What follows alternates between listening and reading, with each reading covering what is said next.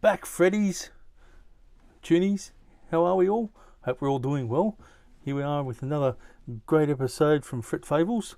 What we're going to do today is we're going to go across some of the things that guitarists learn as they go on in their career and developing their skills. So what we're going to do is we're going to get into some really wonderful hints, tips and techniques for you all out there who are currently playing guitar or want to play the guitar, just to give you an idea of where you can go and what you can develop and how you can develop things. So with little more to do, let's get into it.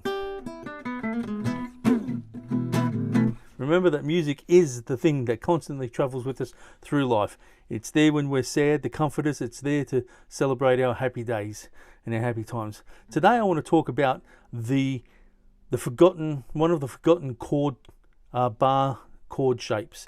Now we do have all the open shapes like the A, the E, the C, the D. I'm sure you can see that very well. The G.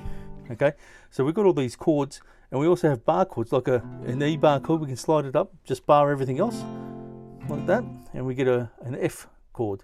Okay, and then F sharp, G, etc. One of the forgotten chord shapes, bar chord shapes, is the C. So we've got a C shape. Now the C chord is the most beautiful chord in all music, possibly with the exception of C major 7th, which is magic, but C major is the pinnacle sort of chord. So to do that, instead of using these 3 fingers to play the chord, start practicing with these 3 fingers. So when you slide that up and bar it, that's a C sharp. You've got one more, that's a D. So that's a D chord, same chord as that, but it's a D chord. So, got something wrong there.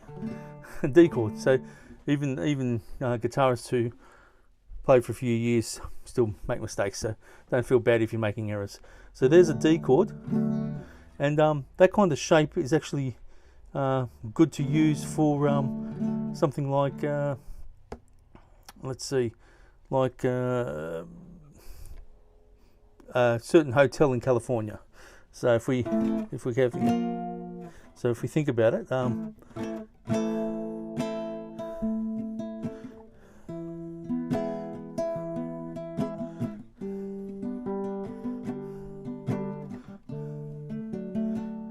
so learning the C chord and the bar C chord helps you move around the bar, gives you a little bit more freedom around that chord shapes, the open chord shapes, because it gives you that one extra flavor, so you can move around a little bit more and use different chord shapes in different shapes, different areas, different bars.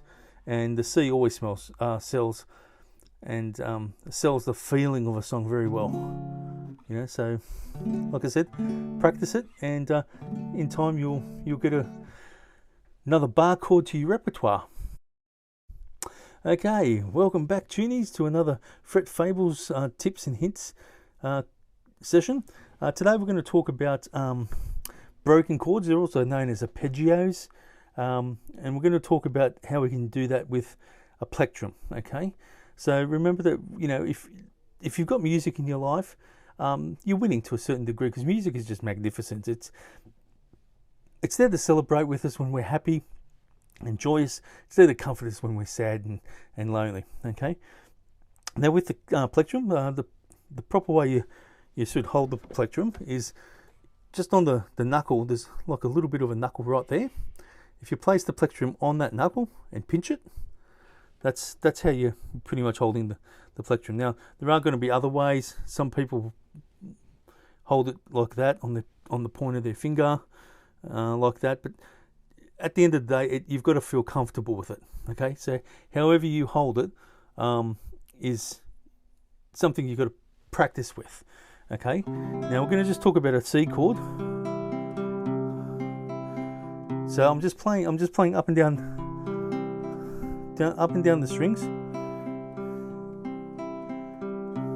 playing the bass note, the C.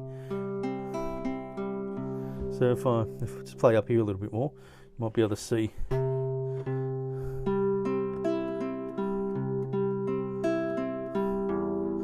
So don't worry about that though. So even experienced guitarists make mistakes. So don't fret it. So yeah, so you can actually do things like you can strum the chord, and you can just pluck out. So the more you get your guitar in your hands and your guitar, practicing 5 minutes a day to start with, you'll be amazed if you can just put 5 minutes away. When I first started, I bought 3 or 4 really cheap and nasty guitars and had them around the house. So instead of sitting there, well, when I was sitting there watching TV or something, I'd have it in my hand. I'd be just practicing strumming the different chord positions, getting my fingers comfortable with what I was doing. And that way I developed my skill set, sort of went up and down in trying, because I didn't put too much time in it. Like I didn't block off like 30 minutes and then start getting frustrated when I hit a plateau.